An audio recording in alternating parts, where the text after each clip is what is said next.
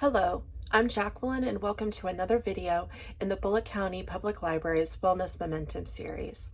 Today I'm going to bring us full circle to my first video for this series, The 100 Coins of Energy. That video is all about guarding our energy and kind of a little bit about how to add some more back into the pot. I started there because grief, trauma, and our trauma responses, especially as they're experienced in our whole being, but particularly in our bodies, are some of the biggest energy depleters that we can have before we ever even get out of bed in the morning. That's okay. It's human and normal that we need to pull back and rest and disconnect when we're attending to our healing. You can find links below to those other videos. Before we dive into today's topic, using active, curious love to heal, let's define some terms that I'll use in today's video. I use the word spirit always, and by that I mean the beautiful place of our deepest wisdom, our deepest connections, and our deepest compassion.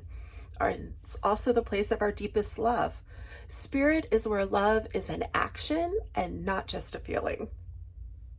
My lens for understanding grief is this. First, we have a loss.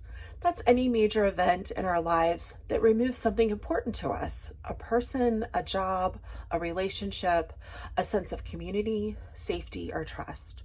Second, we have our trauma. That's the wound or injury that loss creates. We can feel those wounds in our bodies, minds, emotions, or spirits. We can't actually heal our losses. They're just what happened to us. But we can work on the wound, the trauma, and then the trauma byproduct, our trauma responses. There are initial trauma responses that you might be familiar with: fight, flight, freeze, flop, and fawn. But what makes trauma responses so interesting is a phenomenon that we might call then is now. What I mean by that is that when our wounds hurt us, we can be right back at that shore of grief and hurt like no time passed. And it seems like we're being re-injured all over again. Then is now totally sucks, but it's also a really regular part of the healing process. My experiences, both as a longtime healthcare chaplain and as a spiritual and grief care coach, teach me that when we work on our traumatic wounds, our traumatic responses, especially as we kind of become more cognizant of what they are, they also begin to heal as well.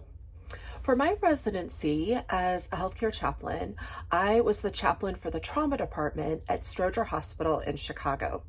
I watched patients come through from being just injured to then going to the operating room and then later to the trauma ICU. Due to the types of injuries that we treated in our department, having a serious wound that needed multiple surgeries was not an uncommon occurrence. And I would watch this physical healing process, and it actually taught me a lot about the ways we heal altogether.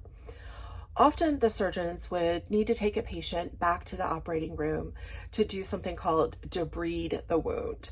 And so think about, you might have an area of infection or dying or dead tissue, and the surgeons would gently and carefully remove any of that tissue, debride it, so that the wound could get repacked, and they would sort of like inch the wound back together bit by bit by bit till it could close on its own completely and heal, or maybe they would do a skin graft over it.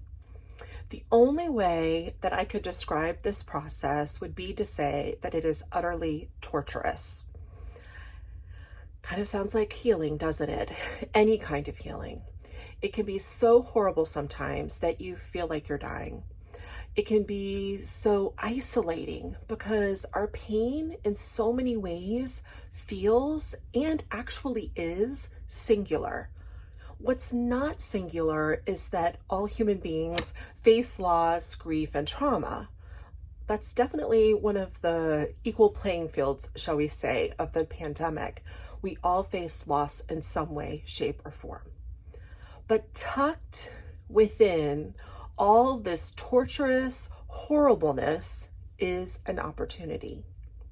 Right now, all of us have beliefs about how the world works, about who we are in the world, about fairness, our relationships, about faith or no faith, about equality, about community, about work.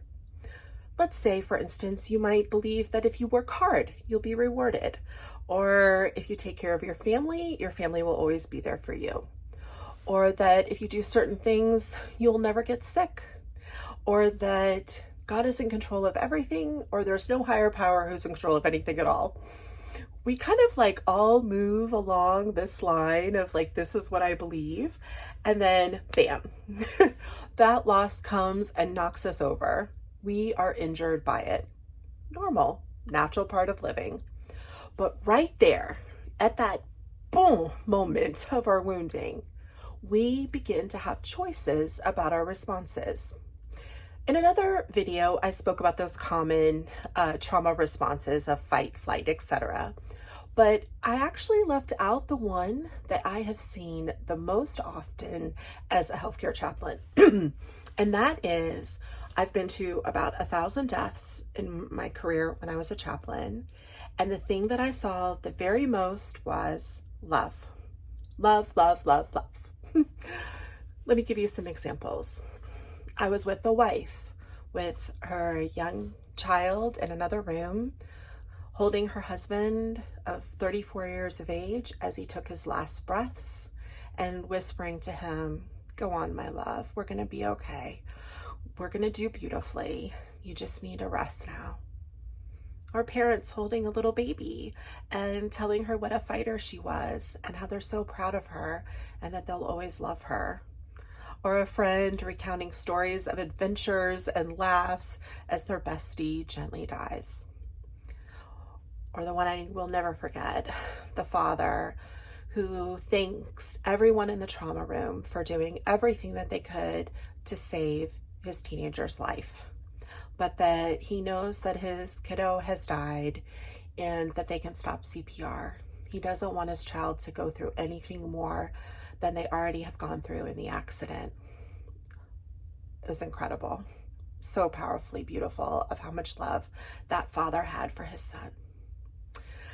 Love is the secret sauce that helps us re-examine those old stories about who we are and how the world works. Love is what invites us into places like, I worked really hard at that job and I wish them no ill will, but it's best we part now. Or maybe we might have a situation where we have to say, my family of origin has a lot of wounds and they've never healed them, but I want to heal. And so I can't do that with them. I'll have to do that apart from them. Or maybe we might say, illness and death do not discriminate. I'm glad I honored my body and their wisdom, and I'm sad my body is so sick, but I'm going to use this as an invitation to love myself and love my people well. Lastly, maybe you might say, I accept mystery. I accept blank happens. I open myself to questions without answers. This love is not silly or superficial. This love is costly and hard and beautiful and expansive, and it's written with hope on every single page. This love is active. When we are active in our love, we're willing to go deep. Being on the surface just doesn't ring true for us anymore. When we're active, we're invested. We care about our healing and how it's going, and we care about the healing of those around us, in our homes, in our communities, and in our world. Our investment requires us to understand that we human beings are tied to one another, always and forever. My destiny is yours, and yours is mine. When we are active, we're paying attention. My daughter has a book called Liam Labradoodle Learns Whole Body Listening, It's totally precious, and it highlights that good listening happens in more of our body than just our ears. Love invites us to do whole body listening. We pay attention to our bodies and to their wisdom, and we get to the hurt under the body's cries. We pay attention with our bodies in our posture, in our presence, in our softness. We pay attention with our hearts by remaining open-hearted to the pain of other people. We refrain from getting into who has it worst competitions, and we believe one another about our unique and our shared pains. We pay attention to how we speak with love or not to ourselves and to others. We pay attention with our minds by being conscious of what we say to ourselves. Like maybe we might start saying, I'm good, I'm enough, I'm worthy, just as all human beings are worthy of a good, just, and peaceful life. We acknowledge when we have a mental loop. This is one of my favorite ones that I've experienced, which is, I can only be happy with this one person. This one person is the only person I will ever be happy with, but they are completely unavailable to me because they are married or with or whatever, someone else. I can never be happy. You see the loop, how that goes? The thing is, active love doesn't wait for that person. Active love says, I am the author of my own joy and I can find it on my own. Thank you very much. And with somebody else.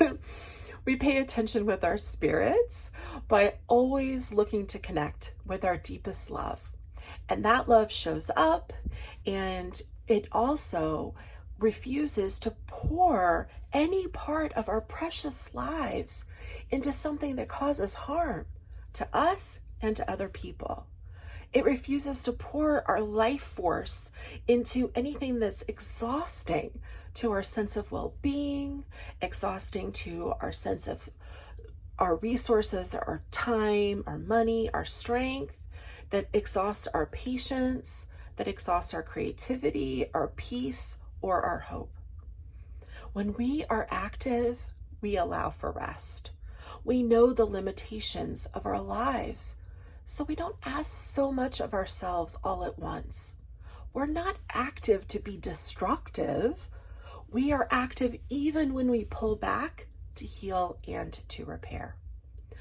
Listen, nobody asks somebody in the emergency room having their broken leg set in a cast to get up and run a marathon, because we get it.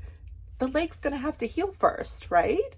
So the same thing is true for our traumatic wounds. We allow for rest because we know it's a vital part of healing.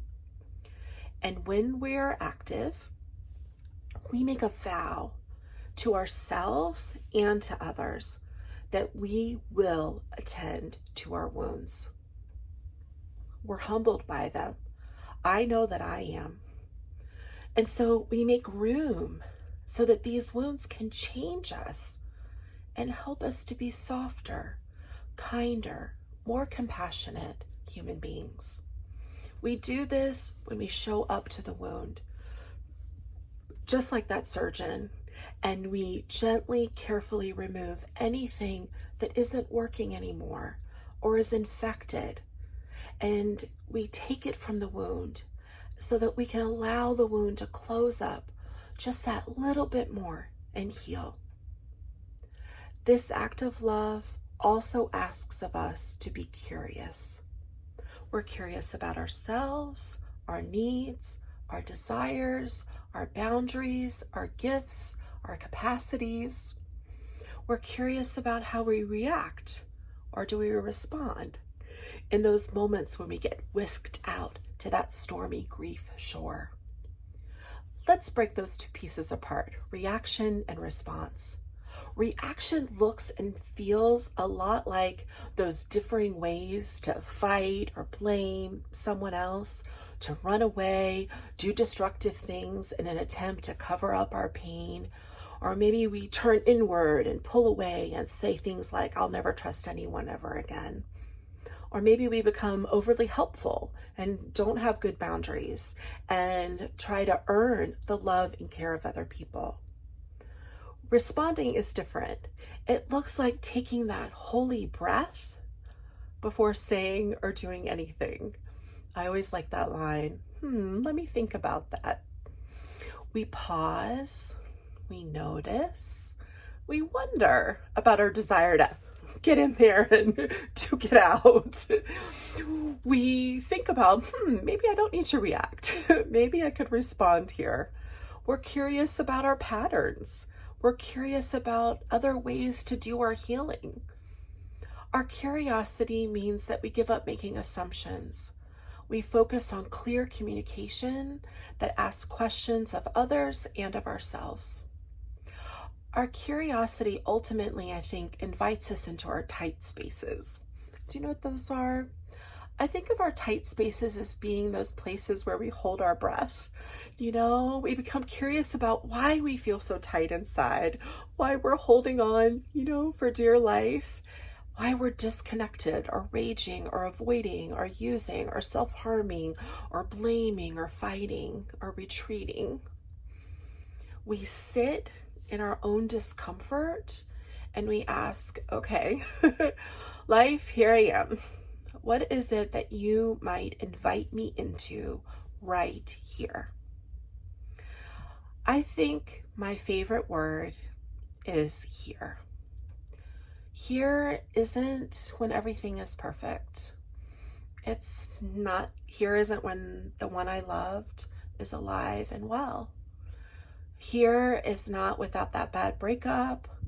Here is not litigating the past. Here is not when I didn't have a hard diagnosis. Here is right now in this precious, fleeting moment where everything could be totally upside down and wrong.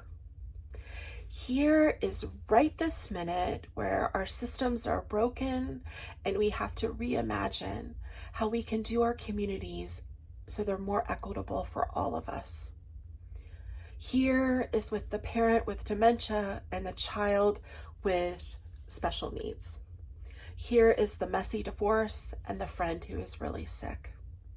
Here is that moment of knowing you have to leave that racist boss who goes around lying about you and knowing you can't do anything about it.